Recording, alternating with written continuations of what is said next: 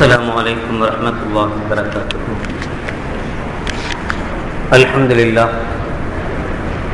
لله نحمده ونستعينه ونستغفره ونعوذ بالله من شرور أنفسنا ومن سيئات أعمالنا. من يهده الله فلا مضل له ومن يضلله فلا هادي له.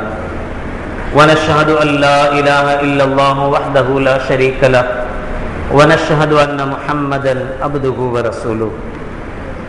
اللهم صل على سيدنا ومولانا محمد طب القلوب ودوائها وعافية الأبدان وشفائها ونور الأبصار وضيائها وعلى آله وصحبه وسلم. أما بعد فقد قال الله تعالى في القرآن العظيم والفرقان المجيد: أعوذ بالله من الشيطان الرجيم. بسم الله الرحمن الرحيم. فانكحوا ما طاب لكم من النساء. قال النبي صلى الله عليه وسلم: فإن لو تفتح عمل الشيطان أو كما قال عليه الصلاة والسلام.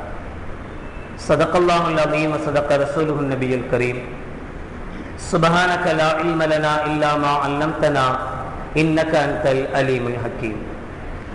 رب اشرح لي صدري ويسر لي أمري واحلل عقدة من لساني يفقهوا قولي. புகழ் அனைத்தும் அல்லாஹ் ஒருவனுக்கே உரித்தாகட்டுமாக. ஸலாத் என்னும் கருணையும் சலாம் என்னும் ஈடேற்றமும் ஈருலக சர்தார் பெருமானார் ரசூலே கரீம் ஸல்லல்லாஹு அலைஹி வஸல்லம் அவர்கள் மீதும் அவர்களுடைய அடிச்சுவடுகளை கடுகளவும் பிசகாது வாழ்ந்து வந்த உத்தம சத்திய சஹாபாக்கள், தாபிஈன்கள், தபா தாபிஈன்கள், நபிமார்கள், வலிமார்கள், ஷஹீதுகள் மற்றும் நம் அனைவர்கள் மீதும் ஏனைய இஸ்லாமியர்கள் மீதும் என்றென்றும் நிலவட்டுமாக. ஆமீன். பெருந்திற்கும் பெருமதிப்பிற்கும் உரிய பெரியோர்களே, அல்லாஹ்வின் நல்லடியார்களே, அல்லாஹ் ஜல்ல ஷானஹு வ தஆலாவின் மாபெரும் கிருபையினால் புனித ரமலான் மாதத்தை அடைந்து 13ஆம் நாள் தராவீகை முடித்தமர்ந்திருக்கிறோம். அல்ஹம்துலில்லாஹ். இன்று கொடுக்கப்பட்டிருக்கிற தலைப்பு காதல். காதல் உண்மையில் காதல் என்கிற இந்த 3 எழுத்து வார்த்தை இருக்கிறது, ஒரு மனிதனுடைய உள்ளத்திலே ஒரு உத்வேகத்தை ஏற்படுத்தக்கூடிய ஒரு வார்த்தையாக, ஒரு சந்தோஷத்தை ஏற்படுத்தக்கூடிய ஒரு வார்த்தையாக, ஒரு சுறுசுறுப்பை ஏற்படுத்தக்கூடிய ஒரு வார்த்தையாக, குளிக்காதவனை எல்லாம் குளிக்க வைக்கிற ஒரு வார்த்தையாக, தலை சீவாதவனை எல்லாம் தலை சீவ வைக்கிற ஒரு வார்த்தையாக, ஐன்பண்ணியே சட்டை போட்டு பழக்கமில்லாதவனை கூட ஐன்பண்ணியே சட்டை போட வைக்கிற ஒரு வார்த்தையாக நாம் உலகத்தில் பார்த்து வருகிறோம். எப்படி இருக்கிறவங்க கூட இந்த வார்த்தையால எப்படியோ மாறி போயிடுறான். இவனா இப்படி இருக்கான், இவனை நான் எப்பவுமே இப்படி பார்த்ததே இல்லையே. அப்பவே அக்காவும் அம்மாவும் புரிஞ்சுக்கலாம், ஏதோ இவ்வளவு நாள் என் சட்டை அயன்லாம் பண்ண மாட்டானே, இன்னைக்கு புதுசா அயன் பண்றானே என்ன அப்படின்ற அந்த நிலைமை வந்தாலே புரிஞ்சுக்கலாம், ஓரளவு பிள்ளைகிட்ட மாற்றம் தெரியுது என்பதை. அந்த அளவுக்கு இது ஒரு உத்வேகத்தை ஏற்படுத்தக்கூடிய ஒரு வார்த்தையாக இருக்கிறது. அதே சமயத்தில் இந்த 3 எழுத்து வார்த்தை இருக்கிறது, இது ஒரு அழகான வார்த்தை, அற்புதமான வார்த்தை, ஒரு ஆத்மீகமான ஒரு வார்த்தை. ஆனால் இந்த காலகட்டத்தை பொறுத்தவரை தவறான அர்த்தம் கொள்ளப்பட்ட ஒரு நல்ல வார்த்தை. காதல் என்பது ஒரு நல்ல வார்த்தை தான், ஆனால் தவறாக அதற்கு அர்த்தம் கற்பிக்கப்பட்டிருக்கிறது. சாதாரணமாக சொல்லுவோம் காதல்னா என்ன, அன்பு. மம்மியை பார்த்து கூட சொல்றான், ஐ லவ் மம்மி அப்படின்னு சொல்றான். நான் எங்க அம்மாவை பார்த்து சொல்றேன், அம்மாவே நான் உன்னை லவ் பண்றேன் அப்படின்னு. அதுக்கு என்ன அர்த்தம்? என்னுடைய வயதுக்கொத்த பெண்ணை லவ் பண்றதுக்கும் எங்க அம்மாவை லவ் பண்றேன் நான் ஐ லவ் யூன்னு சொல்றதுக்கும் வித்தியாசம் இருக்கா இல்லையா? அப்ப லவ், காதல் அப்படின்னு சொன்னாலே ஒரு அன்பு அப்படின்னு சொல்லக்கூடியவர்களும் இருக்கத்தான் செய்கிறோம். உண்மைதான். பொதுவாக இந்த அன்பு தான் பல பரிணாமங்கள் எடுத்து வருகிறது. அன்பு என்னவோ ஒன்றுதான். 2 நண்பர்களுக்கு மத்தியில் வருகிற அன்புக்கு பெயர் தான் நட்பு. ஒரு முதலாளிக்கும் ஒரு தொழிலாளிக்கும் மத்தியில் இருக்கிற அன்புக்கு பெயர் தான் விசுவாசம். பெற்றவங்களுக்கும் பிள்ளைக்கும் மத்தியில் இருக்கிற அன்புக்கு பெயர் தான் பாசம். இதுபோல கணவனுக்கும் மனைவிக்கும் மத்தியில் இருக்கிற அன்புக்கு பெயர் தான் காதல். இதுதான் உண்மையான காதல், இதுதான் யதார்த்தமான காதல். ஆனால் இந்த காதல் வேறொரு அர்த்தத்துக்கு இப்போது நாம் புழங்கிக் கொண்டிருக்கிறோம். ஏனைய மற்ற பிராணிகள், ஒரு குருவியை பார்த்தால் ஏற்படுகிற அன்பு, ஒரு காக்கையை பார்த்தால் ஏற்படுகிற அன்பு, ஒரு கிளியை பார்த்தால் ஏற்படுகிற அன்பு, இதையெல்லாம் ஒட்டுமொத்த வார்த்தையிலே அன்பு என்று சொல்லி முடித்து விடுகிறோம். ஆக இந்த அன்பு என்கிற 3 எழுத்துத்தான் பல பரிணாமங்கள் கொண்டு வருகிறது. அதில் ஒன்றுதான் காதல் என்பதும். இந்த காதல் என்பது ஆத்மீகமான ஒரு வார்த்தை. எப்போது? கணவனுக்கும் மனைவிக்கும் மத்தியில் அது இருக்கிற சந்தர்ப்பத்தில் இருக்கும் போது. பொதுவாகவே அன்பு என்பது எந்த காரணமும் இல்லாமல் வராது. ஒரு பொருளை நாம் விரும்புவதாக இருந்தால் ஏதோ ஒரு காரணம் நிச்சயம் அந்த பொருளில் இருந்தாக வேண்டும். பெற்றவங்களை நம்ம விரும்புறோம், அத்தாவை விரும்புறோம், அம்மா விரும்புறோம். என்ன காரணம்? இந்த உலகத்துக்கு நம்மளை அறிமுகப்படுத்தி வச்சவங்க அவங்க தான். அவங்க இல்லைன்னா நம்ம வந்திருக்கவே முடியாது. நாம செய்யக்கூடிய இந்த சேட்டைகள்லாம் செஞ்சுட்டு இருக்கவே முடியாது. அதனால நம்மளை அறிமுகப்படுத்தவங்களே அவங்க தான். இந்த ஒரு காரணம். அல்லது நமக்கு அத்தா நமக்கு ரொம்ப சம்பாதிச்சு கொடுக்கிறார், அத்தா நமக்காக என்ன வேணாலும் வாங்கி தர்றார், அதனால ஏற்படுகிற ஒரு பாசம், அன்பு. அம்மாவின் மீது ஏற்படுகிற ஒரு அன்பு, ஒரு பாசம். பெற்றவர் தான், ஆனாலும் அம்மா விட்டுட்டு போயிட்டார். சின்ன பிள்ளையா இருக்கும்போது விட்டுட்டு போயிட்டு இப்பதான் நாம கிட்டத்தட்ட 30 வயசு ஆயிட்டோம். இப்பதான் வந்து எட்டி பார்க்கிறார். புள்ள பாசம் வந்திருக்குது. இந்த பிள்ளைக்கு அந்த அத்தா மேல அன்பு வருதா, பாசம் வருதா? கோபம் தான் வருது. மரியாதை ஓடி போயிடு. வீட்டுக்குள்ள கால் எடுத்து வச்சுன்னா வெட்டி போடுவேன். எங்க அம்மா கர்ப்பிணியா இருக்கும் போதே, நான் வயிற்றுக்குள்ள இருக்கும் போதே விட்டுட்டு போனவன். இப்பதான் என்ன பார்த்தா உனக்கு பாசம் வருதா? 25 வயசு ஆயிடுச்சு, நான் படிச்சு கிடிச்சு முடிச்சுட்டேன், நல்லா சம்பாதிக்கிறேன், 25,000 ரூபாய் கை நிறைய காசு வருது, இதை பார்த்த உடனே இப்போ உனக்கு பாசம் பொத்துட்டு வந்துடுச்சா, ஓடி போயிடு அப்படிங்கிறான். அப்ப பாசம் இருக்க மாட்டேங்குது. ஏன்?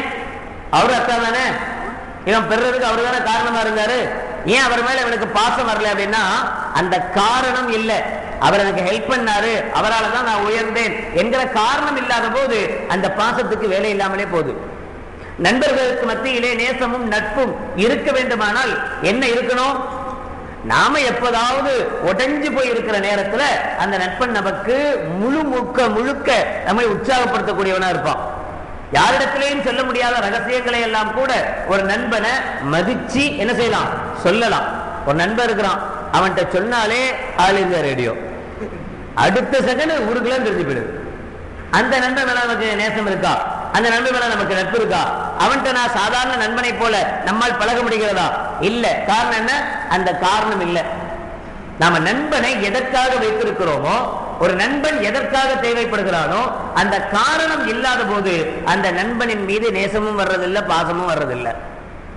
ஒரு முதலாளிக்கும் தொழிலாளிக்கும் மத்தியில் விசுவாசம் என்கிற அன்பு ஏற்பட வேண்டுமானால் அந்த தொழிலாளி உண்மையிலேயே முதலாளிக்கு விசுவாசமா இருக்கணும். விசுவாசமாக இல்லையானால் அந்த தொழிலாளியின் மீது முதலாளிக்கோ, முதலாளியின் மீது தொழிலாளிக்கோ அன்பு என்ன செய்யறதில்லை, ஏற்படுவதில்லை. இப்படியே அன்பு என்பது ஒரு காரணத்தை வைத்துத்தான் வருகிற முடியும், வர முடியும். ஆனா வந்துடுச்சுன்னா அதை ஒண்ணும் செய்ய முடியாது. அன்புக்கும் உண்டோ அடைக்கும் தாழ் அப்படின்னு சொல்லுவாங்க. என்னப்பா தப்பா சொல்றேனா? இல்ல, ஏன்னா இப்பெல்லாம் நம்மளோட அவங்களுக்கு தான் அதிகமா தெரியுது. அது இந்த சப்ஜெக்ட்னா ரொம்ப அதிகமா பிள்ளைங்களுக்கு தான் தெரியும். நமக்கெல்லாம் சும்மா வெத்து வெட்டு, சும்மா ஏதாவது அவங்க சொல்றது இவங்க சொல்றது அதெல்லாம் கேட்டுக்கிட்டு தான் நம்ம சொல்லணுமே தவிர அனுபவசாலிகள் இங்க ரொம்ப பேர் இருக்கிறாங்க இந்த விஷயத்துல. அன்புக்கும் உண்டோ அடைக்கும் தாள். அன்பு வந்துடுச்சுன்னு சொன்னா அதை யாராலும் என்ன செய்ய முடியறது இல்லை, கட்டுப்படுத்த முடியறது இல்லை. அதை அடைச்சு வைக்கல முடியாது. எந்த ரூமுக்குள்ளையும் போட்டு அடைச்சு வைக்க முடியாது. எந்த ரூமுக்குள்ள போட்டு அடைச்சாலும் என்ன செஞ்சது, பொத்துக்கிட்டு வெளியில வந்துருது. அதனால அப்படிப்பட்ட ஒரு அன்பு. ஆனால் இந்த அன்பு ஏதோ ஒன்றை காரணமாக வைத்துத்தான் வந்திருக்க வேண்டுமே தவிர அதெல்லாம் ஒண்ணும் இல்லை, அதெல்லாம் எதுவுமே கிடையாது.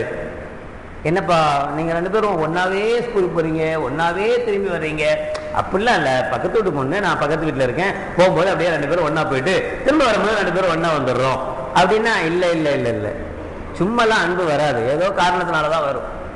என்ன காரணம் தெரிஞ்சாகணும். அல்லாஹ் சொல்கிறார், ஃபன்கிஹு மா தாப லக்கும் மினன் நிசா. சூரத்து நிசா 4வது அத்தியாயத்தினுடைய 3வது ஆயத்தில் அல்லாஹ் ஜல்ல ஷானஹு வ தஆலா சொல்கிறார், உங்களுக்கு பிரியமானவர்களை நீங்கள் மனமுடித்துக் கொள்ளுங்கள். நல்ல அஜர்த்தி இவர் தான். யார்கிட்ட போய் கேட்டாலும் லவ் கூடாது கூடாது கூடாதுன்றார். இவர் ஆயத்தோட ஆதாரத்தோட சொல்றார், ஃபன்கிஹு மா தாப லக்கும் மினன் நிசா, உங்களுக்கு பிரியமானவர்களை நீங்கள் மணந்து கொள்ளுங்கள்.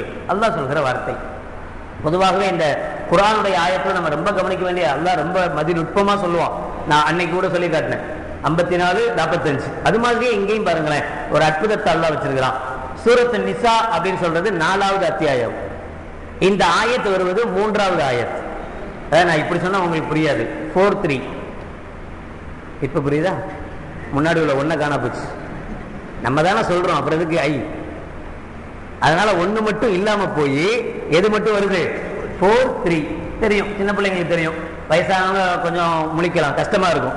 லவ் யூ அப்படின்னு அர்த்தம். லவ் அப்படிங்கிறது 4 எழுத்து, யூ அப்படிங்கிறது எத்தனை எழுத்து? 3 எழுத்து. பிள்ளைங்கலாம் இப்போ மோஸ்ட்லி அத்தாக்கு அம்மாவுக்கு தெரியக்கூடாது அப்படிங்கிறதுனால யார்கிட்டயுமே போன்ல பேசும்போது கூட ஐ லவ் யூ அப்படின்லாம் சொல்றது இல்லை. 143 அப்படின்னு பேசிக்கிறது.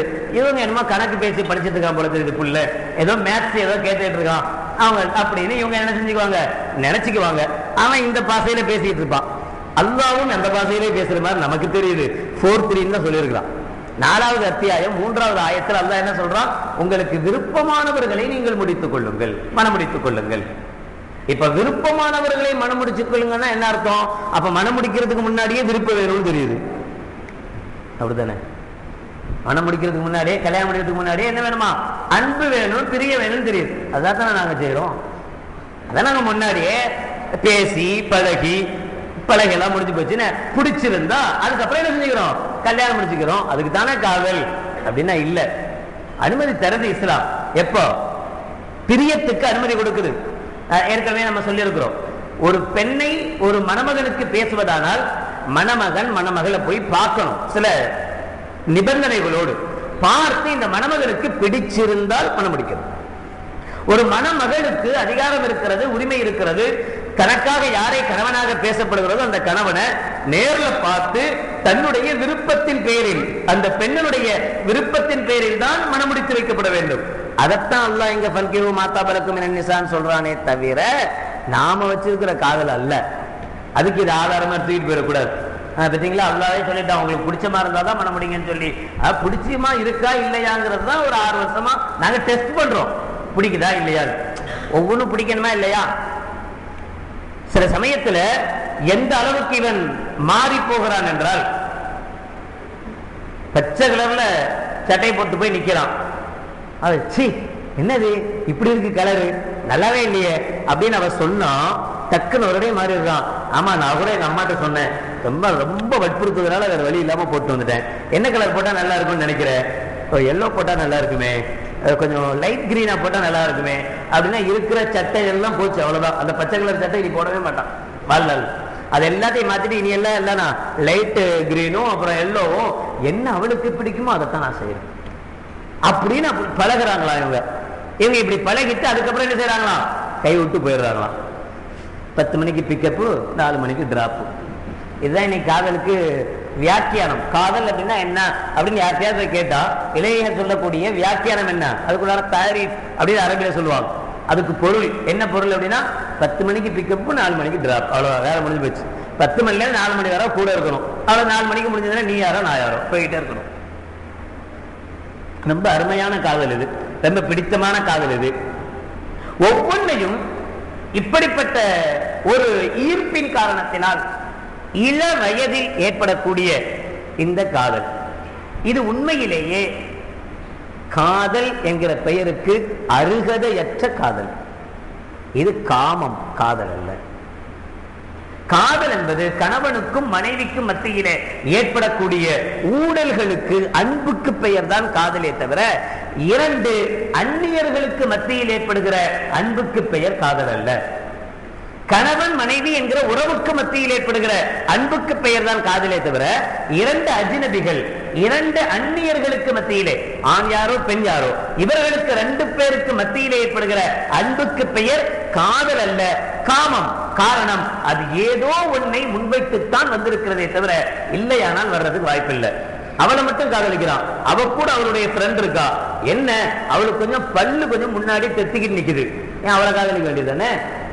எந்த காரணமும் இல்லாம தான் எனக்கு லவ் வந்துச்சு அப்படின்னா பல்லு தெத்திக்கிட்டு அசிங்கமா தள்ளிக்கிட்டு நிக்குது, அவளை காதலிச்சுக்கலாமே, அவன் மேல ஏன் வரல? இல்ல கொஞ்சம் பல்லு தெத்தி. அப்ப என்ன காரணம்? இவளுக்கு பல்லு தெத்திக்கிட்டு இல்ல, அதனால நீ இவளை காதலிக்கிற. ஒரு காரணம். ஒத்தி அழகாக கண்ணங்கரேன்னு இருக்கா, அவளோட காதல் வர மாட்டேங்குது. விழுவிலேன்னு இவருக்காலும் அவன் மேலதான் காதல் வரும். ஏன்? அவனுடைய அழகு உன்னை சுண்டி இழுக்குது. ஏதோ ஒன்றினால் கட்டுப்பட்டுத்தான் இந்த வலையில் ஒருவன் சிக்குகிறானே தவிர ஒண்ணுமே இல்லை, அதெல்லாம் சும்மா எங்களுக்குள்ள ஃப்ரெண்ட்ஷிப் தான் அப்படிங்கறதெல்லாம் முழுக்க முழுக்க முழு பூசணிக்காயும் சோத்துக்குள்ள மறைக்கிற மாதிரி. அது எங்கேயும் எப்போதும் ஏற்றுக்கொள்ளப்படுறதா?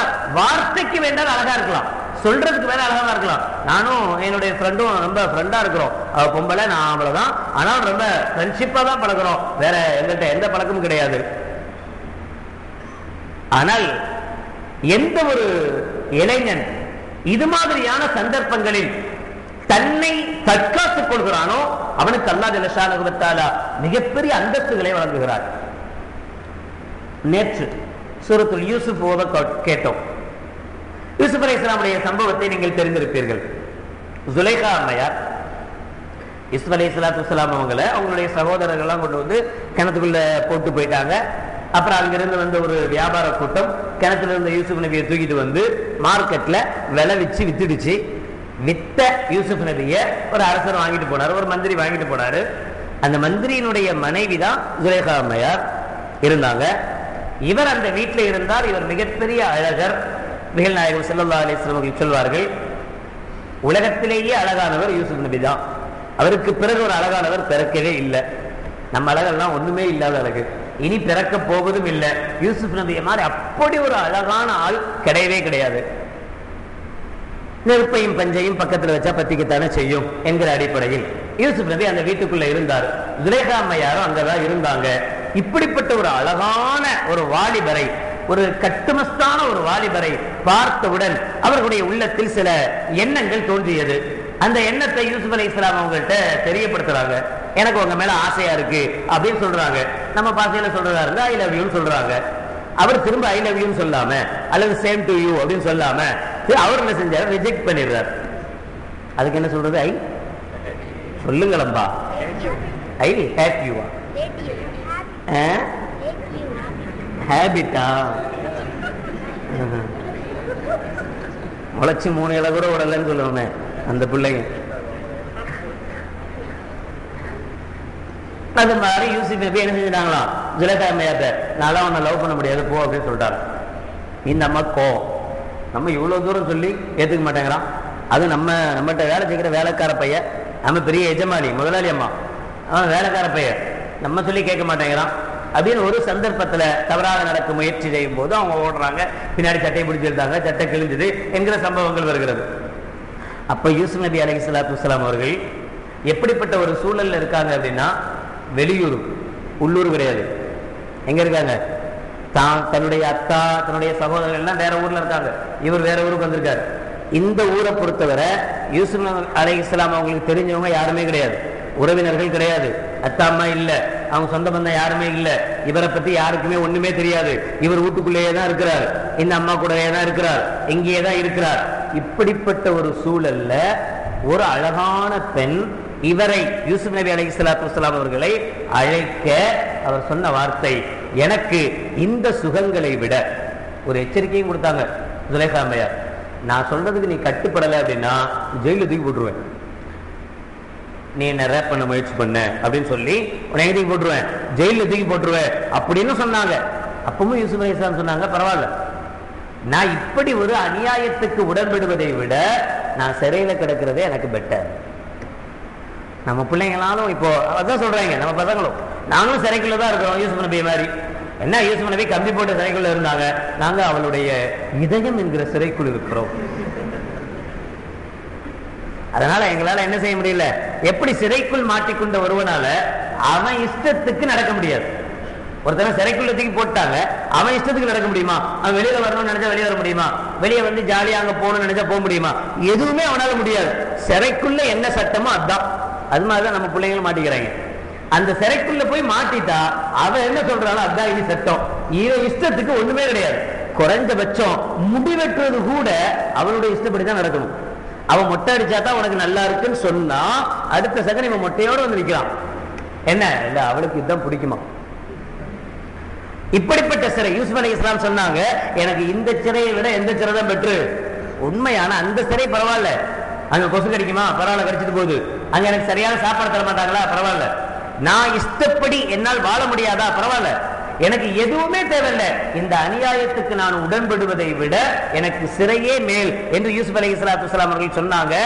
அந்த வாலிப முறுக்கில் இருந்த யூசுப் அலைஹிஸ்ஸலாத்து வஸ்ஸலாம் அவர்கள் அல்லாஹ்வுடைய பயத்தின் காரணத்தினால் செய்த அதை அல்லாஹ் பிறகு எப்படிப்பட்ட யூசுஃபாக மாற்றினான்? அதே நாட்டுக்கு அரசராக மாற்றிட்டான். அதே நாட்டுக்கு அரசராக மாற்றிட்டான். மூசா அலைஹிஸ்ஸலாம் இன்னைக்கு கிட்டத்தட்ட ஒரு பாதி தொழுகையில மூசா மூசா மூசா திரும்ப திரும்ப கேட்டுட்டே இருந்திருப்பீங்க. கொஞ்சம் கவனமா கேட்டிருந்தா அப்ப கூட நம்ம நினைச்சுப்போம், என்ன அஜித் மாத்தி மாத்தி ஒரு போல தெரியுது, திரும்ப திரும்ப மூசா மூசா மூசா மூசாங்கிறார், அதுக்கு தெரியல ஏதோ மாத்தி மாத்தி குழப்பம் அடிச்சிட்டு இருக்கிறார் அப்படின்னு கூட நினைச்சிருக்கலாம். அவ்வளவு மூசா இருக்கு இன்னைக்கு ஓதப்பட்டதுல. சூரத்துல் கஸஸ் 28வது அத்தியாயத்துல அல்லாஹ் ஜல்ல ஷானஹு வ தஆலா மூசா நபியினுடைய வரலாறை சொல்லி காட்டுறான். என்ன அப்படின்னா, மூசா நபி எகிப்தில இருந்தாங்க, ஃபிரௌன் அங்கதான் இருந்தான், இன்னும் நபியாக ஆக்கப்படல. நபியாக ஆக்கப்படுறதுக்கு முன்னாடி உள்ள நிகழ்வு இது. ஆனாலும் அநியாயத்தை கண்டா சும்மா இருக்க மாட்டார், பொங்கி எழுந்துருவார் மூசா நபி. தெருவழியா வந்துட்டு இருக்காங்க, 2 பேர் சண்டை பிடிச்சிட்டு இருக்காங்க. ஒத்த நல்ல பாடி கட் மாதிரி இருக்கான், இன்னொருத்தன் பாவனை வந்து அந்த மாதிரி இருக்கான். நல்ல தெரியுது இவன் அநியாயமா இவன் அடிக்கிறான். நோஞ்சா கையில மாட்டான் விடுவோமா, இதான் வாய்ப்புன்னு போது மொத்த மாட்டோமா இல்லையா? அது மாதிரி அவன் மத்திட்டு இருக்கிறான். மூசா அலைஹிஸ்ஸலாம் பார்த்தவங்க கோவம் வந்துடுச்சு. நேரம் அவன்கிட்ட போய், என்ன நீ அநியாயத்துக்கு அவனை போய் அடிச்சுட்டு இருக்க, கேட்கறதுக்கு ஆள் இல்லை நினைச்சிட்டு இருக்கியா, பிச்சு போடு அப்படின்னு அவன் திரும்ப பேச, இதே கொஞ்சம் வாய்ப்பேச்சு முத்தி ஒரு கட்டத்துல மூசா அலைஹிஸ்ஸலாத்து கோவம் வந்து பலார்னு ஒண்ணு விட்டாங்க. ஒரு அடிதான் அடிச்சாங்க, கீழே விழுந்தா செத்து போயிட்டான். அவன் தான் பயில்வான். ஒரு அடி அடிச்சதுல கீழே வந்து என்ன செஞ்சான், ஆளே காலி, செத்தே போயிட்டான். குர்ஆன்ல வர்ற நிகழ்ச்சி, நான் கட்டுக்கதை அப்படின்னு நினைக்காதீங்க. ஏன்னா குர்ஆன்ல இந்த சம்பவத்தை சொல்ற சூராவுக்கு பேரே கசஸ், கதைகள். அதுலதான் அல்லாஹ் இந்த நிகழ்வையும் சொல்லி காட்டுறான். கீழே வந்து செத்து போனவனே இவங்களுக்கு ஒரு பயம், ஆஹா இப்ப என்ன பண்ணுவாங்க, ஒரு கொலை நடந்து போச்சு, கொலை செஞ்சா ஜெயில தூக்கி போட்டுருவாங்க, இங்க இருந்தா சரி வராது அப்படிங்கிறதுனால மதியன் என்கிற ஊருக்கு மாற்றலாகி போயிட்டாங்க மூசா அலைஹிஸ்ஸலாம். அங்க ஷுஐப் அலைஹிஸ்ஸலாத்து வஸ்ஸலாம் அவர்கள் இருக்கிறார், ஒரு நபி, அங்கேயும் ஒரு நபி இருக்கிறார். இவங்க போறாங்க. போகும்போது அங்க அந்த ஊர்க்காரங்கள்லாம் ஒரு கேணில, ஒரு கிணத்துல தண்ணி எடுத்துட்டு இருக்கிறாங்க. ஒரு 2 பெண்கள் மட்டும் மறைஞ்சு மறைஞ்சு நின்றுட்டு இருக்கிறாங்க. மூசா அலைஹிஸ்ஸலாம் போய் கேட்கிறாங்க, என்னம்மா நீங்க ஏன் இப்படி நிக்கிறீங்க, எல்லாரும் கால்நடைக்கெல்லாம் தண்ணி கொடுத்துட்டு இருக்கிறாங்க, தண்ணி எல்லாம் எடுக்கிறாங்க, நீங்க மட்டும் ஒதுங்கி நிக்கிறீங்களே என்ன அப்படின்னு கேட்டப்ப அவங்க சொன்னாங்க, இல்ல இல்ல அது ஒரே ரஷ்ஷா இருக்கு, கூட்டமா இருக்கு, அவங்க எல்லாம் முடிச்சு எல்லாம் தண்ணி எல்லாம் கொடுத்துட்டு போன பிறகு கடைசியில நாங்க போய் என்ன செய்வோம், நாங்க போய் தண்ணி எடுப்போம் அப்படின்னு அவங்க சொன்னாங்க. அவங்க யாரு அப்படின்னா ஒரு நபியினுடைய மக்கள். அதனால ஒரு நபி தன்னுடைய மக்களை எப்படி வளர்த்திருப்பாங்க, நமக்கெல்லாம் நம்மளுடைய பிள்ளைங்களுக்குலாம் இப்போ ரஷ்யான ஏரியாவுக்கு போனாலும் பிடிக்குது. கிஷ்கிந்தா போலாம் வாப்பா அப்படின்னு சொன்னா, இல்ல குயின்ஸ்லாந்து போலாக்கா, ஏமா கிஷ்கிந்தாவுக்கு போக, கிஷ்கிந்தால கூட்டமே இருக்க மாட்டேங்குது, குயின்ஸ்லாந்து தான் நல்லா ஜகஜோதியா இருக்கு, கூட்டமா இருக்கு. ரஷ்யான இடத்தை தான் நம்ம பிள்ளைங்க விரும்புறாங்க. ஆனா அது நபியினுடைய பிள்ளைகள்ங்கிறதுனால எதை விரும்பல, ரஷ்யான இடத்தை விரும்பல. நம்மளும் போய் அதோட சேர்ந்து கஜது மாதிரி வேண்டாம், எல்லாரும் குடிச்சு குடிச்சுட்டு போட்டும், மீதி இருக்கிற தண்ணியை வீட்டுக்கு எடுத்துட்டு போனா போதும் அப்படிங்கிற மாதிரி ஒதுங்கி நின்றாங்க. மூசா அலைஹிஸ்ஸலாம் பக்கத்துல பார்த்தாங்க, ஒரு கிணறு, அது மூடி போட்டு மூடி இருக்கு. சாதாரண மூடி போட்டு இருந்தா பரவாயில்ல, பாறை போட்டு மூடி இருக்கு. ஏன் இதை திறக்காமே கிடக்குது, யாராலையும் திறக்க முடியல, அதனால திறக்காமே கிடக்குது. உடனே மூசா அலைஹிஸ்ஸலாம் இதுதான் வேலையா அப்படின்னு ரொம்ப ஈஸியா தூக்கி என்ன செஞ்சாங்க, பாறையை நகர்த்தி போட்டுட்டாங்க. உடனே அவங்க அதுல இருந்து தண்ணி எடுத்துட்டு போயிட்டாங்க. போய் தன்னுடைய அத்தாட்ட போய் சொல்றாங்க, அத்தா நீங்க ஒரு நல்ல வேலை ஆளை தேடிட்டு இருக்கீங்க, நீங்க ஒரு நல்ல ஆள் கிடைச்சா நல்லா இருக்கும் அப்படின்னு நீங்க தேடிட்டு இருக்கீங்க. இப்ப நாங்க ஒரு ஆளை பார்த்தோம், அவர் எங்களுக்கு இப்படி எல்லாம் ஹெல்ப் பண்ணார், உதவி செஞ்சார், அவரை நம்ம கூப்பிட்டு வச்சுக்கிட்டா நல்லா இருக்கும், அவர் நல்லா நமக்கு வீட்டுக்கு ஹெல்ப்பா இருப்பார், நீங்களும் ஆள் தேடிட்டு தானே இருக்கிறீங்க என்று சொல்ல ஷுஐப் அலைஹிஸ்ஸலாம் சரிமா அப்படின்னா போய் கூட்டுவா அப்படின்னு அனுப்புனாங்க. அதில் ஒருத்தி, ஒரு சகோதரி, 2 பேரும் அக்கா தங்கச்சி. ஒரு சகோதரி வந்து மூசா அலைஹிஸ்ஸலாத்து வஸ்ஸலாம் விஷயத்தை சொல்லி, எங்க அத்தா அவங்களை கூப்பிடுறாங்க வாங்க அப்படின்னு சொல்லி கூப்பிடுறாங்க. அப்போ மூசா அலைஹிஸ்ஸலாம் விஷயத்தை சொல்றாங்க, ஏமா நான் ஏதோ பெரிய ஆளு அப்படின்னு நினைச்சிட்டுலாம் நீ என்ன கூப்பிடுற மாதிரி தெரியுது, ஆனா நான் ஒரு கொலைகாரன். இப்ப கூப்பிடுவாங்களா, சொல்றாரு நான் யாரு, ஒரு கொலைகாரன், அங்க ஒரு கொலையை செஞ்சு போட்டு பயந்து போய் இங்க ஓடி வந்திருக்கேன், நான் வீட்டுக்கு வரவா அப்படின்னு கேட்டாங்க. இல்ல இல்ல எங்க அத்தா அவங்களை விரும்புறாங்க வாங்க. ஏன்னா சில பேருக்கு எல்லாத்துக்குமே நல்லவனா கெட்டவனா எப்படிப்பட்டவங்கிறது தலையில எழுதி ஒட்டி இருக்கு. சில பேர் மூஞ்ச பார்த்தாலே ஈஸியா கண்டுபிடிச்சிடலாம், அவர் ஆள் ஒரு மாதிரியா இருக்கிறார், சரி வராது. மூசா அலைஹிஸ்ஸலாம் மூஞ்ச பார்த்தா அப்படி கொலைகாரன மாதிரி தெரியல, நல்ல மனுஷனா தான் தெரியுறாரு. சரி அதெல்லாம் இருக்கட்டும், வாங்க முதல்ல அத்தா கூப்பிடுறாங்க வாங்க. அப்போ மூசா அலைஹிஸ்ஸலாத்து வஸ்ஸலாம் அவர்கள் சொல்றாங்க, சரி போலாம் அப்படின்ட்டு நான் முன்னாடி போறேன், நீங்க பின்னாடி வாங்க. இத்தனைக்கும் மூசா அலைஹிஸ்ஸலாம் வழி தெரியாது. யாருதான் வழிகாட்டணும்? அந்த பெண் தான் வழிகாட்டணும். வழிகாட்டக்கூடியவங்க தானே முன்னாடி போகணும். யாருக்கு வழி தெரியாதோ அவங்க தானே பின்னாடி போகணும். இதான் நடைமுறை. ஆனா மூசா அலைஹிஸ்ஸலாத்து வஸ்ஸலாம் சொல்றாங்க, நீங்க பின்னாடி வாங்க, நான் முன்னாடி போறேன், எனக்கு ரூட் சொல்லுங்க, ரைட் லெஃப்ட் அப்படின்னா நான் பாட்டுல என்ன செஞ்சுக்கிறேன், வளைஞ்சுக்கிறேன். ரூட்ஸ் மட்டும் சொல்லுங்க, நீங்க பின்னாடி வாங்க. ஏன் ஒரு பெண்ணை முன்னாடி விட்டு ஒரு ஆண் பின்னாடி போனா ஷைத்தான் இல்லாத இடையூறுலாம் பண்ணுவான். இனி நம்ம பசங்க மாட்டிக்கிறது இங்கதான். பொண்ணுக்கு முன்னாடியே அலைஞ்சி அலைஞ்சி அலைஞ்சி அலைஞ்சேதான் கடைசி இந்த சனியை பிடிச்ச வலையில போய் மாட்டுறாங்க. மூசா அலைஹிஸ்ஸலாத்து வஸ்ஸலாம் அவர்கள் ஆரம்பத்திலேயே அதை கட் பண்ணாங்க. பொண்ணுக்கு பின்னாடி நான் என்ன செய்யக்கூடாது, போகக்கூடாது. அப்ப பொண்ணு நமக்கு பின்னாடி வரலாமா அப்படி கேட்காதீங்க. அதை ஏன் செஞ்சாங்க அப்படின்னா ரூட் சொல்றதுக்கு அவங்க தான் இருக்கிறாங்க, யாரும் கிடையாது. அதனால அந்த பொண்ணு என்ன செஞ்சாங்க, நீ பின்னாடி வாமா, நான் முன்னாடி போறேன் அப்படின்னு இவங்க முன்னாடி போனாங்க. அந்த அம்மா வழி சொல்லிட்டே வந்தாங்க. இங்க வந்து ஷுவைப் அலைஹிஸ்ஸலாத்து வஸ்ஸலாம் அவங்கள்ட்ட கொண்டு வந்து சேர்த்தாங்க. பின்னாடி உள்ள சம்பவங்கள் இப்படி ஒரு பக்குவமாக நடந்து கொண்டதுனால மூசா அலைஹிஸ்ஸலாத்து வஸ்ஸலாம் அவர்கள் ஒரு இளைஞர் அழைப்பது ஒரு இளைஞி, ஆனாலும் கூட மூசா அலைஹிஸ்ஸலாத்து வஸ்ஸலாம் அவர்கள் இது மாதிரி சின்ன விஷயத்தை கூட பார்த்து பக்குவமாக நடந்து கொண்டதனுடைய விளைவு அதே எகிப்து என்கிற நாட்டுக்கு நபியாக போய் ஃபிரௌனை க்ளோஸ் பண்ணி அங்கேயே அதிபதியாகவும் மூசா அலைஹிஸ்ஸலாத்து வஸ்ஸலாம் ஆனாங்க. எதனால? பெண்ணிடத்தில் நடந்து கொண்ட முறையின் காரணத்தினால். தன்னுடைய அந்த சந்தர்ப்பத்தில் அந்த இளமையை சரியான சந்தர்ப்பத்தில் பயன்படுத்தியதனுடைய காரணத்தினால், குறிப்பாக இந்த யூசுப் அலைஹிஸ்ஸலாமும் சரி மூசா அலைஹிஸ்ஸலாம் அவர்களும் சரி இந்த பெண்களுடைய மாய வலையில் சிக்காத காரணத்தினால் வெற்றி பெற்றாங்க. நம்மள பல பேரு பெண்ணுக்கு பின்னாடி போய் மாட்டிக்கிறதனுடைய விளைவு நம்மளுடைய கண்ணியத்தை விட்டு நம்மளுடைய நல்ல பேரெல்லாம் கெட்டு போய் சுன்னத்துக்கான தாடி என்பது மாறி போய் வேறு ஏதோ ஒரு தாடி என்கிற தாடியை வச்சுக்கிட்டு, சுன்னத்தான தாடி அல்லது அது என்ன தாடி, காதல் தோல்வியினால வர தாடி. அப்படி ஏன் அவன் வெட்ட மாட்டேங்கிறான், கேர் பண்றதே இல்லை, அடப்போப்பா அவளே போயிட்டா, இது என்ன ஒரே அதே ஃபீலிங் தான். எவ்வளவோ கண்ணியமான இருந்த பையன், ஆனா இந்த சனியம் பிடிச்ச காதல்னால அவனுடைய வாழ்க்கை முழுக்க முழுக்க மாறிடுது, நேரம் மாறிடுது. நல்ல வியாபாரம் பண்ணிட்டு இருந்தவன் எப்ப இந்த லவ் ஃபெயிலியர் வந்துச்சோ அன்னையில இருந்து வியாபாரமும் படு குட்டிச்சோ. யார் வந்தாலும் கண்டுக்கிறது இல்ல, யார்த்தையும் ஒழுங்கா பேசுறது இல்ல, யார்த்தையுமே சரியா மூஞ்சி கொடுத்து பேசுறது இல்ல. இப்படியே இவனுடைய வாழ்க்கை கழிந்து கழிந்து மிக மோசமான கட்டத்துக்கு அவன் என்ன செய்யப்படுறான், தள்ளப்படுறான். அப்ப இந்த காதல்ல யார் பெண்ணினுடைய பிரச்சனைகள் அகப்பட்டுக் கொள்ளாமல் ஜெயிக்கிறார்களோ அவர்கள் வாழ்க்கையிலேயும் ஜெயிக்கிறார்கள். யார் பெண்களுடைய இந்த மாய வலையில் சிக்கிக் கொள்கிறார்களோ அவர்கள் தங்களுடைய வாழ்க்கையே தொலைக்கிறார்கள். பாத்துக்கங்க, இதுதான் யதார்த்தம், இதுதான் உண்மை, காதலுடைய யதார்த்த நிலை. இந்த காலத்தினுடைய காதலை பொறுத்தவரை இந்த விஷயங்கள்ல நம்முடைய சமுதாயத்தை சார்ந்தவர்கள், நம்ம பிள்ளைங்க, வேற என்ன சொல்ல, நம்மளுடைய தம்பிங்க, நம்மளுடைய தங்கச்சிங்க, இவங்களுடைய நிலைகளை நாம் பார்க்கிற போது உண்மையிலேயே மிக மோசமான ஒரு காலகட்டத்தை நோக்கி நாம் போய் கொண்டிருக்கிறோம் என்பதே உண்மை. நடந்த நிகழ்வுகள், பையனுக்கு பல்லாவரம், பெண்ணுக்கு பெசன் நகர், வசதியான ஒரு குடும்பத்து பெண்ணு, 2 பேரும் முஸ்லிம்கள், படிக்கும் போதே ஏற்பட்ட நட்பு காதலாக மலர்கிறது. பெண் வீட்டார்ட்ட 2 பேரும் சொல்றாங்க, 2 வீட்டிலேயும் எதிர்ப்புனால 2 பேருடைய காதலும் கைவிடப்படுது. இந்த பெண்ணுக்கு ஒரு மாப்பிள்ளையை பேசி முடிவாகுது. முடிவான பிறகும் அந்த பெண் எவ்வளவோ சொல்லி பார்க்கிறா, வீட்டில் அவங்க ஏத்துக்கிற மாதிரி இல்லை. கல்யாணமும் முடிஞ்சிச்சு. கல்யாணம் முடிந்ததனுடைய அடையாளமாக அந்த பெண் 5 மாத கர்ப்பிணி. இந்த நிலையில அந்த பெண் திடீரென்று வீட்டில இருந்து காணாம போறா. அவளை தேடுற சந்தர்ப்பத்துல தன்னுடைய பழைய காதலனோடு பெங்களூர்ல போய் ஒரு விடுதியில அறை எடுத்து தங்கி, நாங்கள் சேர்ந்து வாழ விரும்புகிறோம், எங்களை பிரித்தால் தற்கொலை செய்து கொள்வோம் என்று பையனும் ஸ்டேட்மெண்ட் கொடுக்கிறாங்க. 1 2 அல்ல, ஒவ்வொரு இடங்களிலேயும் நடக்கிற நிகழ்வுகள். படித்துக் கொண்டிருக்கிற ஒரு பெண் டியூஷன் சென்டர்ல டியூஷன் எடுக்கக்கூடிய ஒரு ஆசிரியர், அவர் இந்து, மாணவி முஸ்லிம், இருவர்களுக்கு மத்தியில் ஏற்படுகிற காதல். பெண் வீட்டாருக்கு விவரம் தெரிந்தோ தெரியாமலோ பெண்ணுக்கு ஒரு கல்லூரி விரிவுரையாளருக்கு மனம் பேசப்பட்டு திருமணமும் முடித்து வைக்கப்படுகிறது. மாப்பிள்ளை முஸ்லிம், 2 பேரும் சேர்ந்து வாழ்றாங்க. வாழ்க்கையின் அடையாளமாக வயிற்றில் 7 மாத குழந்தை. திடீரென அந்த பெண் காணாமல் போறா.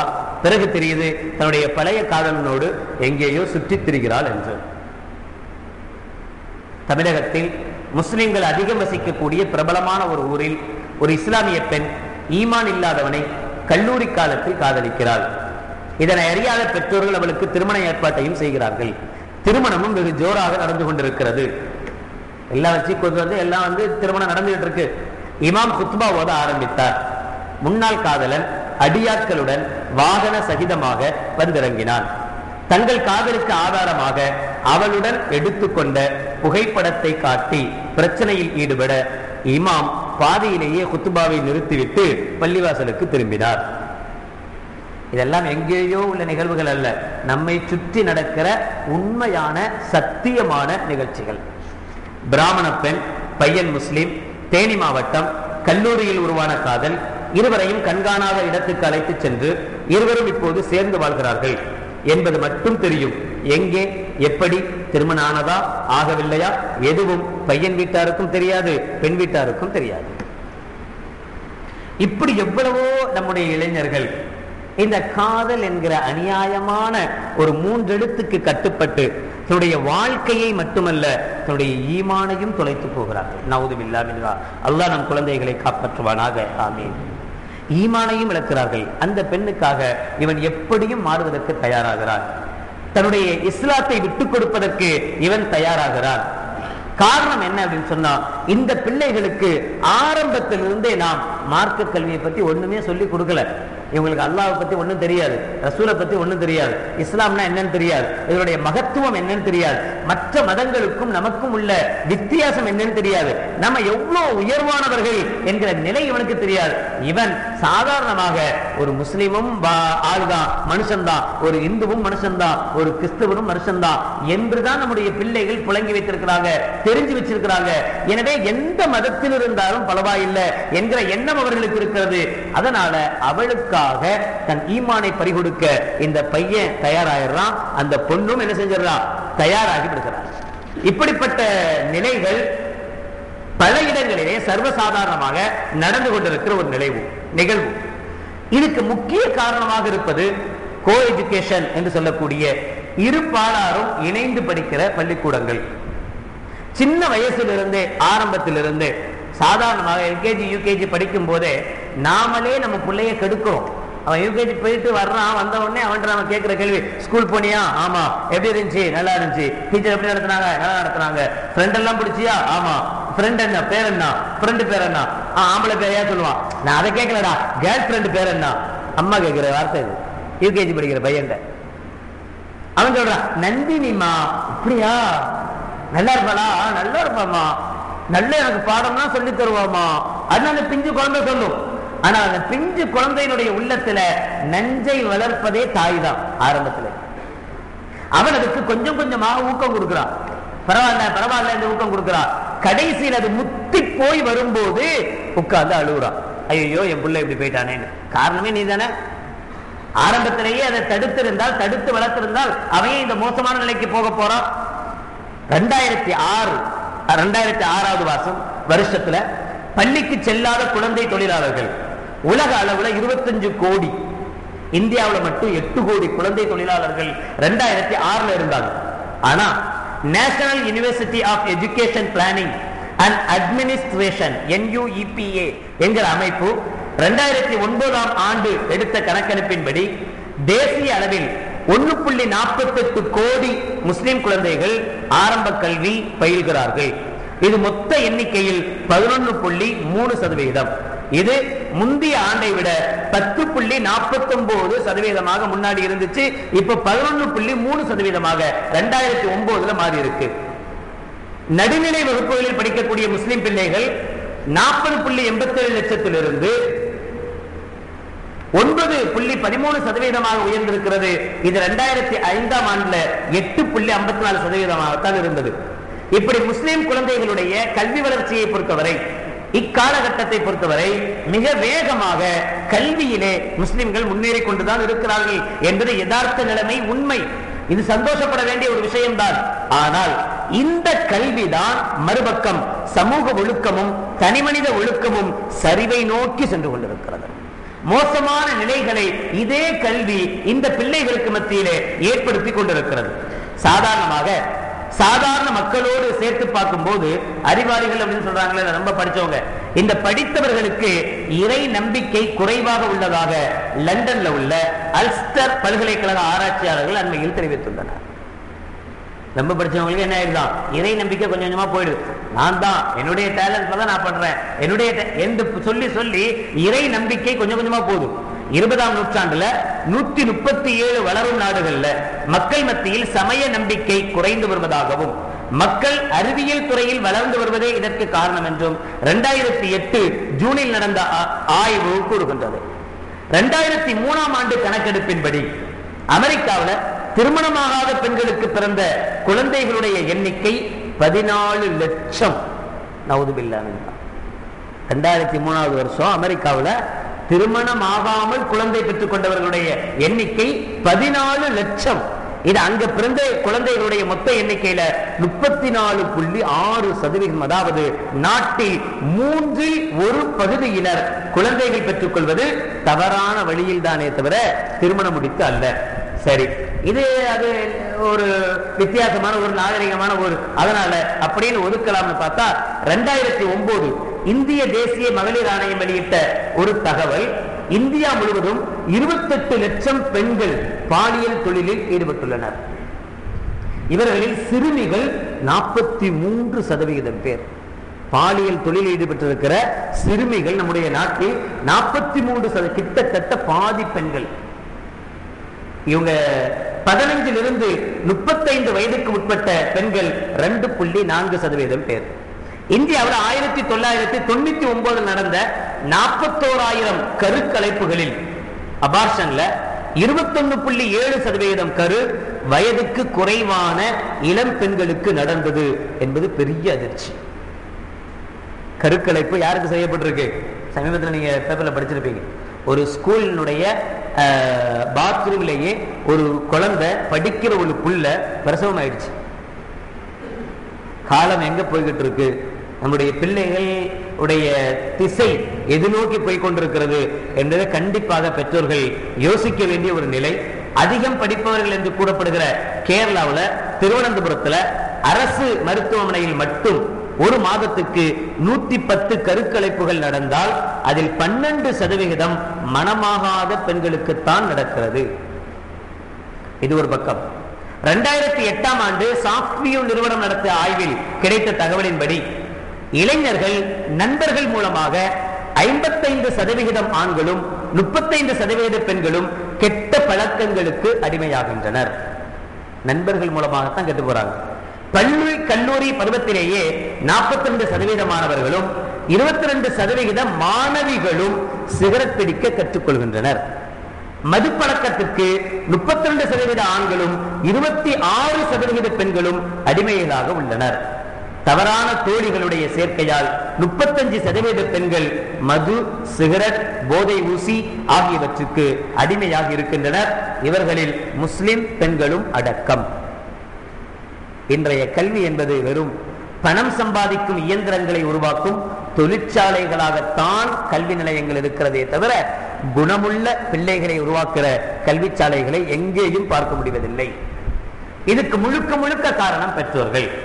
பெற்றோர்கள் சிறு வயதிலிருந்தே அந்த குழந்தைகளுக்கு தேவையான நிகழ்வுகளை, விஷயங்களை தராததனுடைய மிகப்பெரிய இழப்பு இந்த சமுதாயத்தில் பலரை நாம் காவு கொடுத்து கொண்டிருக்கிறோம். இஸ்லாமியர்களாக இருக்கக்கூடிய எத்தனையோ மக்கள் பிற மதங்களை மாறக்கூடிய சூழ்நிலைகள், அதற்கு மிகப்பெரிய காரணமாக இருப்பது லவ் என்று சொல்லக்கூடிய இந்த காதல். தமிழக அரசு வெளியிட்டுள்ள ஜூலை 13, 2011 ஆண்டு கெஜெட் பார்ட் 6 செக்ஷன் 4 அண்மையில் அதுல பார்க்கும்போது இந்து மதத்திலிருந்து கிறிஸ்துவ மதத்துக்கு மாறியவர்கள் 38 பேர், இது மதம் மாறியோர் எண்ணிக்கையில் 35 விழுக்காடு என்று தொடர்ந்து வருகிற அது இஸ்லாத்திலிருந்து இந்து மதத்துக்கு மாறியவர்கள் 8 பேர், இது மொத்தத்தில் 7.54 விழுக்காடு. ஒரு மாசத்துல பெயரோட பழைய பெயர் அப்ரோஸ், புதிய பெயர் நம்முடைய சகோதரி, நம் ஈமானிய சகோதரி லா இலாஹ இல்லல்லாஹ் முஹம்மது ரசூலுல்லாஹ் என்று சொன்ன பெண் நிவேதிகா என்று தன்னுடைய பெயரை மாற்றி இந்துவாக பதிந்திருக்கிறாள். ஷர்ஃபுன் நிசா, பெண்களில் மிகச் சிறப்பானவள் என்று அதனுடைய பொருள். ஷர்ஃபுன் நிசா என்ற பெயருடைய பெண் தன்னை பிரியாவாக 33 வயதில் இந்துவாக மாறியிருக்கிறாள். தானிஸ்தா பேகம் என்கிற ஒரு பெண் சென்னையை சேர்ந்தவள், 28 வயதுடைய பெண் தன்னை கீர்த்தனா என்று பெயர் மாற்றியிருக்கிறாள். ஜமால் மைதீன் என்கிற ஆண் 23 வயதுடையவர் தன்னுடைய பெயரை பிரதீஷ் என்று இந்துவாக மாறியிருக்கிறார். முசஃபர் என்று சொல்லக்கூடிய நம்முடைய சகோதரன் சென்னையை சார்ந்தவன் 37 வயதுடையவன் ரகு என்று தன்னுடைய பெயரை இந்துவாக பதிந்திருக்கிறான். மக்பூல் ஜான் என்கிற பெண் தன்னுடைய பெயரை ஐஸ்வர்யா என்று 34வது வயதில் இந்துவாக மாறி பதிவு செய்திருக்கிறாள். அப்துல் மஜீத் என்கிற ஆண் நம்முடைய சகோதரன் 40வது வயதில் சென்னையை சேர்ந்தவன் மகேஷ் என்று தன்னை இந்துவாக மாற்றியிருக்கிறார். ஷேக் உஸ்மான் 32 வயதுடைய பையன் பாலகிருஷ்ணன் என்று தன்னுடைய பெயரை இந்துவாக மாற்றியிருக்கிறான் என்று தமிழக அரசுடைய கெஜெட் சொல்கிற விஷயம் இது. இது அல்லாம எவ்வளவோ என்று தெரியாது. தமிழக அரசுடைய கெஜெட்டில் இருக்கிற விஷயங்கள் இவைகள் என்று சொன்னால், இது அல்லாமல் எவ்வளவு பேர், எத்துணை சகோதர சகோதரிகள் இந்த அநியாயமான காதலுக்குள் அகப்பட்டுக் கொண்டு, அநியாயமான இந்த வலைக்குள் பின்னப்பட்டுக் கொண்டு அவர்களுடைய மிக மோசமான வாழ்க்கையை தொலைத்திருக்கிறார்கள் என்பதை நாம் இந்த நேரத்தில் கவலையோடு எண்ணி பார்க்க கடமைப்பட்டிருக்கிறோம். இதில் மிகப்பெரிய பங்களிப்பு தொலைக்காட்சிக்கும் உண்டு, டிவிக்கும் உண்டு. நாம செய்யற மிகப்பெரிய தவறுகள், நாமளும் உட்கார்ந்துக்கிறோம், நம்முடைய மனைவியை உட்கார வச்சுக்கிறோம், நம்மளுடைய வயசுக்கு வந்த பெண்ணையும் உட்கார வைக்கிறோம், நம்முடைய பையனும் உட்கார்ந்து இருக்கிறோம், எல்லாரையும் உட்கார வச்சுட்டு தான் அந்த காட்சிகளை பார்க்கிறோம். சில காட்சிகள் தொலைக்காட்சியில வருது, அந்த காட்சி வரும்போது ஒரு தகப்பன் வயசுக்கு வந்து தம் பிள்ளைய பார்க்க முடியுமா? அந்த காட்சி வரும்போது ஒரு தகப்பன் வயசுக்கு வந்த தம் பிள்ளை பக்கத்தில் இருக்கிற பிள்ளைய திரும்பி பார்க்க முடியுமா? கீழே குளிஞ்சுக்கிறான், அல்லது எங்கேயோ பார்க்கிற மாதிரி நடிக்கிறான். ஆனாலும் டிவியை அணைக்கணும்ன்ற எண்ணம் மட்டும் அவனுக்கு வர்றதே இல்லை. காரணம் என்னன்னு சொன்னா, அவனுடைய மனமும் ஏதோ ஒரு விதத்திலே இந்த அசிங்கத்துக்கு உட்பட்டே இருக்கிறது. அதை பார்க்கணும் என்னுடைய மனம் விரும்புகிறது. ஆனால் தன்னுடைய பெண்ணுக்கு தெரியாமல் பார்க்கணும்னு நினைக்கிறானே தவிர, தன்னுடைய பெண் இருக்கும் போது கூட அதை அணைக்கும்படி, அதை அணைக்க வேண்டும் என்கிற எண்ணம் ஒரு ஆணுக்கு ஏற்படுவதில்லை, பெத்த தகப்பனுக்கு ஏற்படுவதில்லை. இதையும் மீறி பக்கத்து வீட்டில் உள்ள பையனும் உட்கார்ந்துருப்பான், ஃப்ரெண்டுங்க, நாங்களாம் ரொம்ப க்ளோஸா பழகுவோம், நாங்கெல்லாம் வீடு பக்கத்து வீட்டுக்காரங்களா ரொம்ப ஃபேமிலி ஃப்ரெண்டு, நாங்களாம் ஃபேமிலி ஃப்ரெண்டு. அதனால என்னுடைய வயசுக்கு வந்த பொண்ணு இங்கதான் இருக்கும், அவங்க வீட்டில் உள்ள வயசுக்கு வந்த பையனும் இங்கதான் இருப்பான். ரெண்டு பேரையும் ரெண்டு பக்கத்தை வச்சுக்கிட்டு தான் நான் அந்த காட்சிகள்லாம் உட்கார்ந்து பார்ப்பேன், நான் அந்த நிகழ்ச்சிகள்லாம் பார்ப்பேன். அது வரைக்கும் எனக்கு இவங்களை உட்கார வைக்கிறது தப்புன்னு தெரியல. இந்த 2 பேரும் என்னைக்கு ஓடி போறாங்களோ அன்னைக்கு தான் நான் உட்கார வச்சது தப்புன்றது எனக்கு புரிய வருது. பெற்றோர்கள் இதுல அதிக அக்கறை செலுத்த வேண்டியவர்கள் பெற்றோர்கள், அதை விட அதிக அக்கறை செலுத்த வேண்டியவர்கள் என் பாசத்திற்குரிய இளைஞர்கள். இது மோசமான ஒன்று. தயவு செய்து இது உலகத்தை பொறுத்த மட்டில், உலகத்துல இந்த காதல் என்கிற வார்த்தையும் சரி, அதை சார்ந்திருக்கிற நிகழ்வுகளும் சரி, அழகாக ஜோடனையாக நமக்கு காட்டப்படுகிறதே தவிர உண்மையில் அது உண்மையான காதலே அல்ல. சின்ன பையன், ஒரு 12 வயசு பையன் கூட காதலிக்க தான் செய்யறான். அவனுக்கு அவங்க அத்தா கொடுக்கிற 10 ரூபா பாக்கெட் மணி இருக்குமா இல்லையா, அதை கூட அவளுக்காக செலவு பண்ணணும்னு நினைக்கிறானே தவிர தனக்காக ஏதாவது வாங்கணும்னு அவன் நினைக்கிறது இல்லை. பாவம் இல்ல அந்த பையன், கொடுக்கிற அந்த 10 ரூபாயை தான் சாப்பிடாம அவளுக்கு ஏதாவது வாங்கி கொடுக்கணும்னு நினைக்கிறான். இல்ல நான் 10 நாளைக்கு அந்த 10 ரூபாயை சேர்த்து வச்சு ஒரு நாளைக்கு 100 ரூபாயை ஒரு கிஃப்ட் கொண்டு போய் கொடுக்கணும்னு நினைக்கிறான். இப்படி எல்லாம் தான் நினைக்கிறானே தவிர அந்த பிள்ளை தனக்கு சாப்பிடணும், நான் நல்லா இருக்கணும் அவன் நினைக்கிறதே இல்லை. இந்த அளவுக்கு ஒரு பையனை மாற்றுகிற சக்தி இந்த மோசமான காதலுக்கு இருக்கிறது. நம்முடைய பிள்ளைகளை கண்காணிப்பது, அவர்களை பார்ப்பது, என்ன செய்யறாங்க என்று தெரிந்து கொள்வது ஒவ்வொருவருடைய கடமை. எந்த அளவுக்குன்னா, பெற்றவங்களை பொறுத்தவரை பிள்ளை சொல்லி தெரியக்கூடாது, பிள்ளைய பார்த்து கண்டுபிடிக்கணும். ஒரு தாய் செய்வா, ஒரு தாயால் முடியும். அம்மா பார்த்த உடனே கேட்பதே, என்ன மூஞ்செல்லாம் ஒரு மாதிரியா இருக்க, என்ன என்ன விஷயம், ஏன் ஒரு மாதிரியா இருக்க, என்ன ஏன் நல்லதானே இருக்க, என்ன உடம்பு சரியில்லையா, ஏன்னா முகத்தில் தெரியும் அதனுடைய அடையாளங்கள். இவன் வழிதவறி போகும்போது இவனுக்கே உள்மனது குத்தத்தான் செய்யும். நான் செய்யறது தப்பு என்பது இவனுக்கே தெரியும். ஆனாலும் அதிலிருந்து மீண்டு வருகிற வழி தெரியாம இருக்கும். அதை காட்ட வேண்டியவர்கள் பெற்றோர்கள். மீண்டும் மீண்டும் அதற்கு தண்ணி ஊத்துற மாதிரி பெற்றோருடைய செயல்கள் இருக்குமேயானால், மீண்டும் மீண்டும் அதை ஊக்கப்படுத்துவதை போல பெற்றோருடைய செயல் இருக்குமேயானால், அந்த இளைஞன் ஒரு சந்தர்ப்பத்தில் நான் செய்வது தவறு என்று நினைத்திருந்தவன் நான் செய்வது சரி என்று நினைக்க ஆரம்பித்து விடுகிறான் பெற்றோருடைய தூண்டுகோள்னால.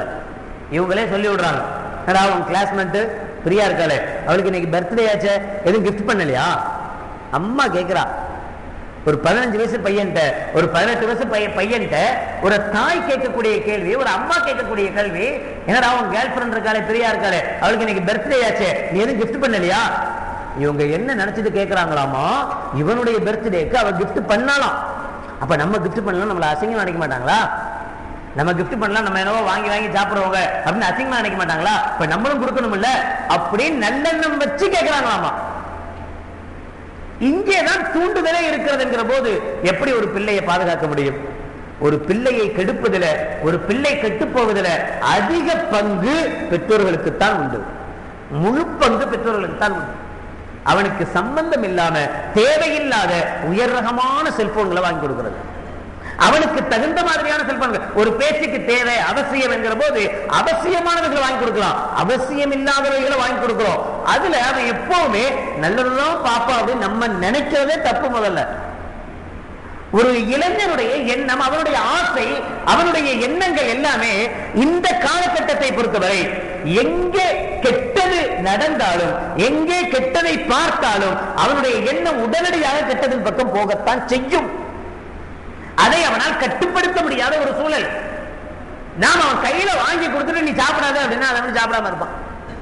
ஐஸ்கிரீமை வாங்கி கையில கூட, அவன் நல்ல சளி, பயங்கரமான சளி வச்சிருக்கு, ஐஸ்கிரீம் திங்க கூடாதுன்னு நல்ல தெரியும் நமக்கு. ஆனால் நம்ம என்ன செய்யறது, ஐஸ்கிரீம் வாங்கி கையில கொடுத்துட்டு பாப்பா நாங்கெல்லாம் சாப்பிடுறோம் நீ மட்டும் சாப்பிடாம பாத்துக்கிட்டே இரு.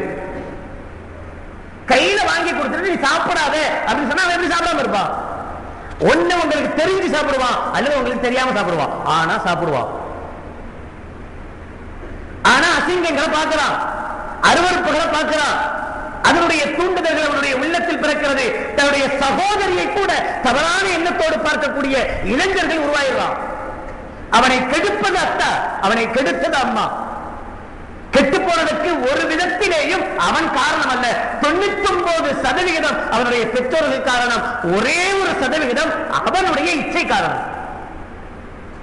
தன்னுடைய சகோதரி, எல்லோரையும் சகோதரியாக பார்க்க வேண்டிய பையன், எல்லா பெண்களையும் அக்காவாக பார்க்க வேண்டிய வயதுள்ள ஒரு சிறுவன் தன்னுடைய சகோதரியை கூட வேறு கண்ணோடு பார்க்கிறார், வேறு பார்வையோடு பார்க்கிறான் என்றால் அதுக்கு முழுக்க முழுக்க உடந்தையாக போனவர்கள் பெற்றோர்கள். இவ்வளவு அசிங்கங்களையும் நம்முடைய பெற்றைகளுக்கு நாம் கையில் எடுத்து கொடுத்து விட்டு பிறகு அவன் கெட்டு போயிட்டான் சொல்றதுல எந்த விதமான அர்த்தமும் கிடையாது, எந்த விதமான அர்த்தமும் இல்லை. அவர்களை கண்காணிக்கணும். அவங்க வீட்டுல கம்ப்யூட்டர் வாங்கி கொடுத்துறோம், எல்லாம் வாங்கி கொடுத்துறோம். அவன் ரூமுக்குள்ளேயே கம்ப்யூட்டர் வச்சுக்கிறான், ரூம்ல தூங்கும் போது ரூம் பூட்டிட்டு படுத்து தூங்குறான், கம்ப்யூட்டர்ல அவன் விடிய விடிய உட்கார்ந்து பார்த்துட்டு இருக்கான். 2 மணி 3 மணி தூங்குறது இல்ல. என்னமா இன்னும் உள்ள லைட் எரிஞ்சிட்டு இருக்க அப்படின்னு அம்மா கேக்குறாங்க. ரொம்ப கேஷுவலா பதில் சொல்றான், ப்ரொஜெக்ட் பண்ணிட்டு இருக்கிறோமா. யாருக்கு தெரியும் என்ன பண்றாரு? மோசமான விளைவுகளை இந்த கம்ப்யூட்டர்களும் இதுவும் ஏற்படுத்தி கொண்டிருக்கிறது நம்ம வீட்டுல நடக்குது. ஒண்ணு நமக்கு தெரிஞ்சு நடக்குது, நாம கண்டும் காணாமலும் இருக்கிறோம், அல்லது நமக்கு தெரியாமலேயே நடக்கிறது. அவன் அதிக நேரம் அவனுடைய ரூம்ல இருந்து பேசிக்கிட்டே இருக்கிறானா, அவனை கண்காணிக்கணும். நம் வீட்டு புள்ள, நம்ம மக வயசுக்கு வந்த பாலிகான புள்ள, அவளுக்கு ஒரு போன் வருது, யாருமான்னு கேட்கிறோம், என் தோழி அப்படிங்கிறா. ஆனாலும் நம்ம முன்னாடி நின்று பேசுறதுக்கோ அம்மா முன்னாடி நின்று பேசுறதுக்கோ அவ தயார் இல்லை. ஒன்னு ரூமுக்குள்ள போய் கதவு சாத்தி பேசுறா, அல்ல மொட்டை மாடிக்கு போய் பேசுறா. போறவ கிட்டத்தட்ட 1/2 மணி நேரம் 1 மணி நேரம் நின்று பேசிட்டு தான் வர்றான். என்னம்மா யாருமா போன் போட்டா? இல்லம்மா நம்ம வீட்டுக்கு வருவாள் பிரியா, அவள்தாம்மா போன் போட்டா, அவள்கிட்ட தான் பேசிட்டு இருந்தேன். 1/2 மணி நேரம் 1 மணி நேரம் எனக்குமா பேசிட்டு இருந்தேன்? இல்ல இந்த ஸ்கூல் சம்பந்தமா சில அப்படியா, அப்ப பேசுமா, கூட 2 மணி நேரம் பேசு, அத்தாவை ரீசார்ஜ் பண்ண சொல்றேன். ஸ்கூல் சம்பந்தம் நம்ம அப்படியே கவுந்துடுறோம். நம்மகிட்ட இருக்கிற மிகப்பெரிய வீக்னஸ், பெற்றோர்களிடத்தில் இருக்கக்கூடிய மிகப்பெரிய வீக்னஸ் என்ன அப்படின்னு சொன்னா, நம்ம பிள்ளைங்க படிப்புக்காக சொன்னா எதையும் செய்ய நாம் தயார். நம்மளுடைய எண்ணம் எல்லாம் ஒரே எண்ணம் தான், இவர் பெரிய இன்ஜினியர் ஆயிடணும், இவர் பெரிய டாக்டர் ஆயிடணும். கடைசியில ஒண்ணும் இல்லாம நம்மளை அவுத்து விட்டு போற பிள்ளையா தான் இருக்கிறான். அவ்வளவு செலவு பண்ணி அவ்வளவு கஷ்டப்பட்டு அவனை படிக்க வச்சு அவன் கேட்டதெல்லாம் வாங்கி கொடுத்து கடைசியில அடைச்சி போயா, நீனு வேணா, உன் காசு வேணாம், நீனு வேணா, அவனுடைய பொண்டாட்டி வேணாம் அப்படின்னு தூக்கி எரிஞ்சிட்டு இவதான் வேணும்னு ஒரு பொண்ணு பின்ன ஓடி போயிடுறான். எவ்வளவு அசிங்கமான எண்ணங்கள், நிகழ்வுகள் நம்மை சுற்றியும் நடக்கிறது, நம்ம பக்கத்திலேயும் நடக்கிறது. எல்லாத்தையும் நம்ம பார்த்து கொண்டுதான் இருக்கிறோம். இதில் கவனம் செலுத்த வேண்டிய, கவலை செலுத்த வேண்டிய அதிக அக்கறை நமக்கு இருக்கிறது. இதனால்தான் ஜமாத்துல் உலமா சார்பாக சமீபத்தில் மஸ்ஜித் மாமூர்ல ஒரு கூட்டம் ஒன்று, அதாவது பள்ளி நிர்வாகிகள், ஆலிம்கள் இருவரும் இணைந்த ஒரு கூட்டம் ஒன்று போடப்பட்டு, நம்ம எத்தனையோ பேர் இஸ்லாத்துக்கு கொண்டு வரது பெருசு இல்ல, ஒருத்தரையாவது இஸ்லாத்திலிருந்து போகாம தடுக்கிறது தான் பெருசு. நான் 10 பேரை இஸ்லாத்துக்கு கொண்டு வந்துட்டேன், நான் 100 பேர் இஸ்லாத்துக்கு கொண்டு வந்தேன், பெரிய விஷயம் கிடையாது. என் பிள்ளை இஸ்லாத்துக்கு வந்து ஒத்த வெளியில போயிட்டா என்ன, அது பெரிய பாவம். நான் 100 பேரை இஸ்லாத்துல கொண்டு வந்தா கூட அந்த நன்மையை, அந்த தீமையை என்னால் நிவர்த்தி செய்ய முடியாது. அதனால இதை பற்றி கவலைப்பட வேண்டும் என்பதற்காக என்ன செய்ய போகிறோம் என்கிற இந்த தலைப்பில ஒரு புக் ஒண்ணு ரெடி பண்ணோம், ஒரு புக் ஒண்ணு போட்டோம். அதுல நான் இப்ப சொன்னதெல்லாம் சும்மா சாம்பிள்ஸ். இது அல்லாம எப்படி எப்படி நடந்து கொள்ளும், ஒரு பெற்றோர்கள் தன்னுடைய பிள்ளைகளை எப்படி எல்லாம் பாதுகாக்கலாம், குறிப்பாக இந்த மோசமான காதலில் இருந்து பாதுகாக்கக்கூடிய வழிமுறைகள் என்ன என்பதை எல்லாம் தொகுத்து, இது வெறுமனே அந்த சமயத்தில் நிர்வாகிகளுக்கு மட்டும் கொடுக்கப்பட்டுச்சு.